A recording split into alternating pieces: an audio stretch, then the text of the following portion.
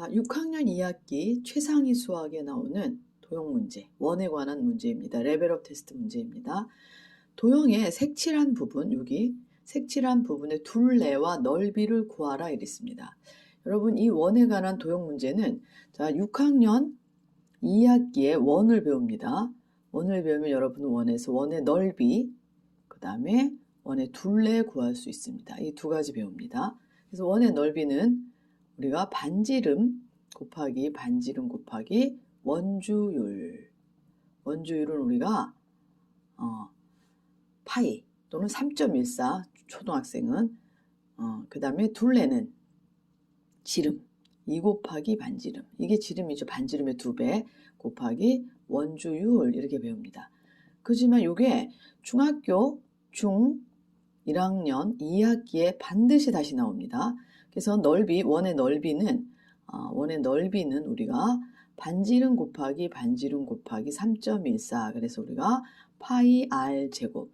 얘는 미지수, 원주율은 미지수가 아니라 무한소수, 3.14 어쩌고 저쩌고 계속 나가는데 초등학생은 이렇게 이제 반올림해서 쓰고 이걸 파이로 합니다.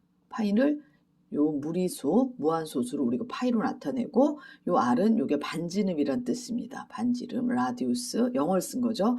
반지름 곱하기 3.14. 그거를 파이 r 제곱 이렇게 씁니다. 그 다음에 둘레 l은 2 파이 r. 이 r이 반지름이고 2 곱하기 3.14 하고 반지름 이렇게 하면 됩니다. 그래서 이게 상수, 숫자기 때문에 앞에다 써주고 2 파이 r 이렇게 해서 외우면 중학교 1학년 2학기 과정이 됩니다. 이걸 선진도로 해서 이걸 하는 게 아니라 6학년에서 연결이 되는 거예요. 여러분이 6학년 걸 잘 해두면 중학교에서 굉장히 쉽고 이 원은 뭐 중3 때도 나오고 고등학교 1학년 때도 나오고 수능까지 나오는 아주 중요한 도형이죠. 자, 그래서 이 원의 둘레와 넓이를 구하라 하는데 여러분은 여기에 원이 그냥 이렇게 동그랗게 하나만 그려 있는 게 아니라 원이 섞여 있는 걸 보셔야 됩니다. 그래서 여기에 반원이 하나 큰 게 있네요. 이렇게 반원이 있고 지름이 얼마냐면은 얘가 지름이 여기서 기억에서 니은인데 이게 20이네요. 지름이 20인 반원과 지름이 8이 되는 반원이 이렇게 있네. 작은 반원. 여기가 중심이겠죠. 지름이 8. 그 다음에 지름이 12가 되는 조금 더 큰 반원이 이렇게 있는 걸 볼 수 있습니다. 그렇게 됐을 때 둘레를 구하라는 거는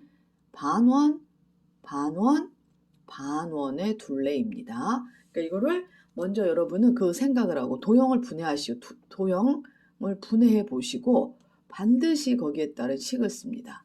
그 공식에 따라서. 그러면 요 원, 첫 번째 요 원의 지름이 8이기 때문에 지름 곱하기 3.14 더하기 여기도 그죠? 이 반원은 요건데 이 반원의 둘레는 지름 곱하기 3.14. 그 다음에 이 큰 반원의 둘레는 역시 지름 곱하기 3.14입니다. 그래서 여러분은 8 곱하기 3.14, 12 곱하기 3.14, 20 곱하기 3.14를 한다면 그걸 또 다 더합니다. 시간이 굉장히 많이 걸리고 계산 실수가 날 수 있습니다. 이거는 그 계산을 계산기 같이 그렇게 하시면 안 됩니다.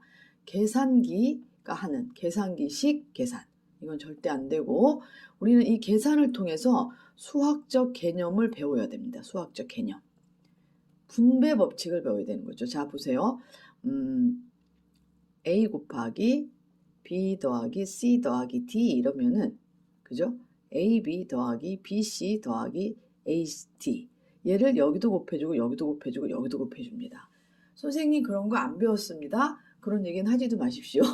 135 곱하기 7이라는 게 바로 이 얘기입니다. 100 더하기 30 더하기 5입니다. 거기다 곱하기 7을 하게 되면 먼저 얘와 얘를 곱합니다. 그럼 700이 되고요. 얘랑 얘랑 곱하면 210이 되고요. 여기 57에 35를 더해서 이걸 더하면 이 곱셈의 답이 되듯이 여러분은 이미 이 분배 법칙을 배웠다는 거죠. 135를 이렇게 덧셈으로 분해를 한 다음에 7 곱하는 법을 배웠고 요게 이제 중학생이 되면은 문자로 배웁니다. 이렇게 분배 법칙이라고 그래서 이렇게 배우고 여기도 마찬가지로 각항의 A, 이게 A씨군요. A가 들어있으면 그 A로 여기를 이렇게 묶어낸다고 합니다. 이런 개념들을 알고 있어야 돼요. 여기도 한 덩어리 숫자가 이렇게 세 덩어리인데 3.14가 다 들어있네요. 그러니까 3.14를 이렇게 묶어냅니다. 그럼 여기가 8 남고요, 10이 남고요, 20이 남습니다. 그러면 얘는 결론적으로 3.14 곱하기 40입니다. 3.14 이렇게 3번 곱해서 더하는 게 아니라 그거는 계산식, 계산기식 계산입니다. 여러분은 수학적 개념을 생각하실 수 있어야 됩니다. 여기서 각 그 덩어리에 3.14, 3.14, 3.14가 붙기 때문에 그걸로 묶어내면 우리 이렇게 한 번에 3.14 곱하기 40을 할 수 있습니다.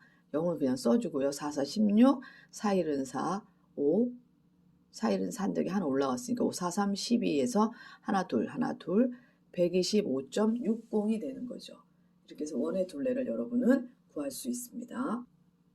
자, 원의 넓이도 마찬가지입니다. 이렇게 식을 잘 쓰셨듯이 원의 넓이도 여기다 식을 써보도록 하겠습니다. 식을 쓰셔야 돼요. 자, 원의 넓이 공식은 반지름 곱하기 반지름 곱하기 원주율입니다. 그런데 원주율은 3.14라고 하고 했으니까 작은 원부터, 이 작은 반원부터. 그러면 반지름이 4죠. 반지름 곱하기 반지름 곱하기 3.14 곱하기 2분의 1 합니다. 그죠? 두 번째 원, 여기 반지름이 6입니다. 반지름 곱하기 반지름 곱하기 3.14 곱하기 2분의 1. 그 다음에 여기 큰 반원. 그죠? 걔가 12 곱하기, 아니 10 곱하기 10이네요. 자, 10 곱하기 10 곱하기 3.14. 그거의 반원입니다. 이렇게 반원을 하는데 이거에서 얘네들 다 어떻게 해요? 빼주면 되는 거죠. 그죠? 큰 반원에서 이 큰 반원에서 누가 얘도 빠지고 얘도 빠지면 우리가 구하고자 하는 이 색칠한 부분의 넓이가 됩니다. 여기에서 이것도 빼고 이것도 뺍니다. 근데 보니까 각 식에 3.14 곱하기 2분의 1, 3.14 곱하기 2분의 1이 다 들어있네요. 그러면 얘는 3.14 곱하기 2분의 1로 꺼내고요. 여기 곱하기가 물론 생략된 겁니다. 10 곱하기 10, 얘가 100이에요. 그래서 빼기 66에 36을 뺍니다. 빼기 4, 4, 16을 뺍니다. 이걸 빼게 되면은, 자, 어떻게 빼죠? 얘를 60과 40으로 갈라봅시다. 그러면 여기서 36 빼면은 4가 남네요. 64. 그죠? 이거 빼기 하실 수 있죠?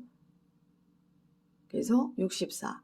64를 다시 16으로 하니까 20과 44로 가릅니다. 48이 되네요. 3.14 곱하기 2분의 1 곱하기 38. 48. 그죠? 48. 이렇게 돼서 얘가 약분하면 12. 그래서 우리는 최종적으로 3.14 곱하기 12만 하면 되겠습니다. 428. 1은 2, 3이 6, 4, 1은 4, 1, 1은 1, 3, 1은 3. 8, 6, 7, 3, 37.68 제곱센티미터가 되겠습니다. 여러분이 섣불리 여기서 이런 수학적 개념, 이 분배 법칙을 쓰지 않으면 막 4 곱하기 16 곱하기 8 곱하기 3.14 여기 약분하더라도 18 곱하기 3.14 막 50 곱하기 3.14에서 더하고 빼고를 하셔야 이 답을 구할 수 있는데 그렇게 계산 과정이 복잡해지면 이 문제는 틀릴 확률이 굉장히 높아집니다. 그러니까 반드시 기억하십시오. 수학적인 이 개념, 분배 법칙이라고 하죠, 우리가.